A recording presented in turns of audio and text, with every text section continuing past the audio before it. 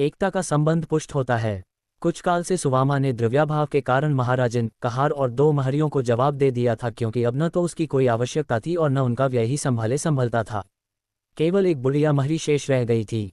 ऊपर का कामकाज वह करती रसोई सुवामा स्वयं बना लेगी, परंतु उस बेचारी को ऐसे कठिन परिश्रम का अभ्यास तो कभी था नहीं। थोड़े ही दिनों में उसे थकान के कारण रात को कुछ ज्वर रहने लगा।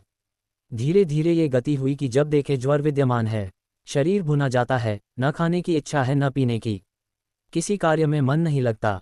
पर यह है कि सदैव नियम के अनुसार काम किए जाती है। जब तक प्रताप घर रहता है तब तक वह मुखाकृति को तनिक भी मलिन नहीं होने देती, परंतु ज्यों ही वह स्कूल चला जाता है त्यों ही वह चद्दर ओढ़कर पड़ी रहती है और दिन भर पड़े पड़े कराहा करती है। प्रताप बुद्धिमान लड़का था। माता की दशा प्रतिदिन बिगड़ती हुई देखकर ताड़ गया कि यह बीमार है। एक दिन स्कूल से लौटा तो सीधा अपने घर गया। बेटे को देखते ही सुवामा ने उठ बैठने का प्रयत्न किया, पर निर्बलता के कारण मूर्छा आ गई और हाथ पांव अकड़ गए। प्रताप ने उस संभाला और उसकी और भर्त्सना की दृष्टि से देखकर कहा, अम्मा तुम आजकल बीमार हो क्या? इतनी दुबली क्यों हो गई हो?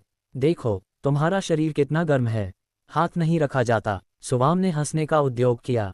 अपनी बीमारी का परिचय देकर बेटे को कैसे कष्ट दे। यह नी स्प्रेह और नी स्वार्थ प्रेम की पराकाष्ठा है। स्वर को हल्का करके बोली, नहीं बेटा बीमार तो नहीं हूं, आज कुछ ज्वर हो आया था, संध्या तक चंगी हो जाऊंगी। अलमारी में हलवा रखा हुआ है, निकाल लो। नहीं तुम आओ बैठो, मैं ही निकाल देती हूँ। प्रताप माता तुम मुझसे बहाना करती हो, तुम अवश्य बीमार हो, एक दिन में कोई इतना दुर्बल हो जाता है। सुवाता हंसकर, क्या तुम्हारे देखने में मैं दुबली हो गई हूँ? प्रताप मैं डॉक्टर साहब के पास जाता हूँ। सुवामा प्रताप का हाथ पकड़कर, तुम क्या जानो कि वे कहाँ रहते हैं? ताप पूछते पूछते चला जाऊंगा। सुवामा कुछ और कहना चाहती थी कि उसे फिर चक्कर आ गया। उसकी आंखें पथरा गईं। प्रताप उसकी ये दशा देखते ही डर गया। उससे और कुछ तो न हो सका। वह दौड़कर विरजन के द्वार पर आया और खड़ा होकर रोने लगा। प्रतिदिन वह इस समय तक विरजन के घर पहुंच जाता था। आज जो देर हुई तो वह कुलाई हुई इधर उधर देख रही थी। अकस्मात द्वार पर झांकने आई तो प्रताप को दोनों हाथों से मुख ढांके हुए देखा। पहले तो समझी कि इसने हंसी से मुख छिपा रखा है। जब उसने हाथ हटाए तो आंसू दीख पड़े। चौंक कर बोली, लल्लू क्यों रोते हो, बता दो। प्रताप ने कुछ उत्तर न दिया, वरन और सिसकने लगा। विरजन बोली, न बताओगे क्या? चाची ने कुछ कहा? जाओ तुम चुप नहीं होते। प्रताप ने कहा, नहीं विरजन, माँ बहुत बीमार है। ये सुनते ही विजरानी दौड़ी और एक सांस में सुवामा के सिरहाने जा खड़ी हुई।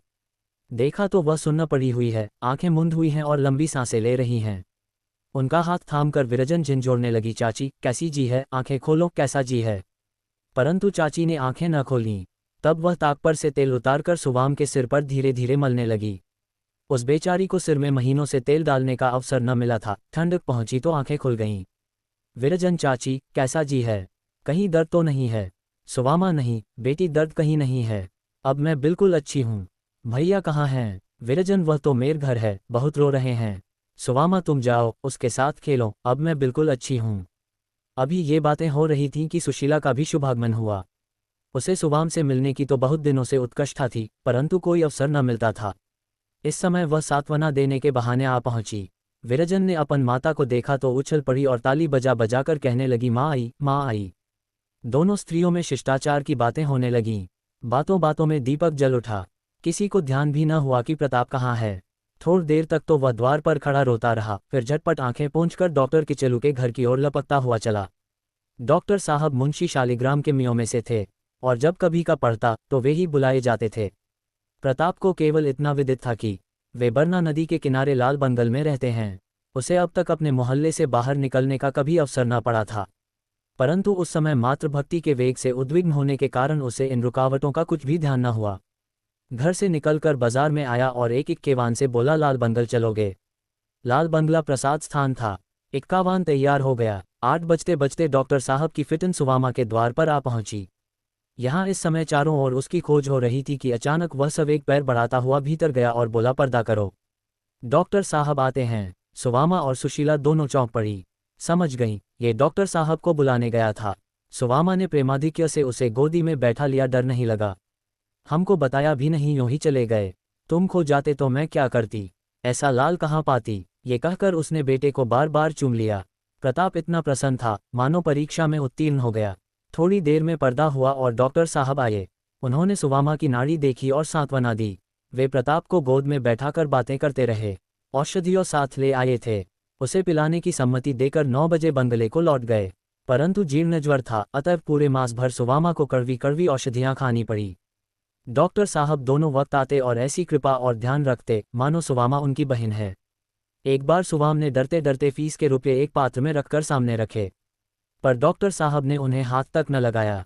केवल इतना कहा, इन्हें मेरी ओर से प्रताप को दे दीजिएगा, वह पैदल स्कूल जाता है, बैलगाड़ी मोल ले लेगा। विरजन और उनकी माता दोनों सुवामा की शुश्रूषा के लिए उपस्थित रहती। माता चाहे विलंब भी कर जाए, परंतु विरजन वहां से एक क्षण के लिए भी न टलती। दवा पिलाती, पान देती, जब सुवामा का जी अच्छा होता तो वह भोली भोली बातों द्वारा उसका मन बहलाती। खेलना कूदना सब छूट गया। जब सुवाम बहुत हट करती तो प्रताप के संग बाग में खेलने चली जाती। दीपक जलते ही फिर आ बैठती और जब तक निद्रा के मारे झुक झुक न पड़ती, वहां से उठने का नाम न लेती, वरन प्रायः वहीं सो जाती। रात को नौकर गोद में उठाकर घर ले जाता। न जाने उसे कौन सी धुन सवार हो गई थी। एक दिन वृजरानी सुवामा के सिरहाने बैठी पंखा झल रही थी। न जाने किस ध्यान में मग्न थी। आंखें दीवार की ओर लगी हुई थीं, और जिस प्रकार वृक्षों पर कौमुदी लहराती है, उसी भांति भीनी भीनी मुस्कान उसके अधरों पर लहरा रही थी। उसे कुछ भी ध्यान न था कि चाची मेरी ओर देख रही है। अचानक उसके हाथ से पंखा छूट गया। ज्यों ही वह उसको उठाने के लिए झुकी कि सुवामा ने उसे गले लगा लिया और पुचकार कर पूछा, विरजन सत्य कहो, तुम अभी क्या सोच रही थी? विरजन ने माथा झुका लिया और कुछ लज्जित होकर कहा, कुछ नहीं, तुमको न बतलाऊंगी। सुवामा मेरी अच्छी विरजन, बता तो क्या सोचती थी? विरजन लजाते हुए, सोचती थी कि जाओ हंसो मत, ना बतलाऊंगी। सुवामा अच्छा ले, ना हंसूंगी, बताओ। ले यही तो अब अच्छा नहीं लगता, फिर मैं आंखें मूंद लूंगी। विरजन किससे कहोगी तो नहीं? सुवामा नहीं, किसी से न कहूंगी। विरजन सोचती थी कि जब प्रताप से मेरा विवाह हो जाएगा तब बड़े आनंद से रहूंगी।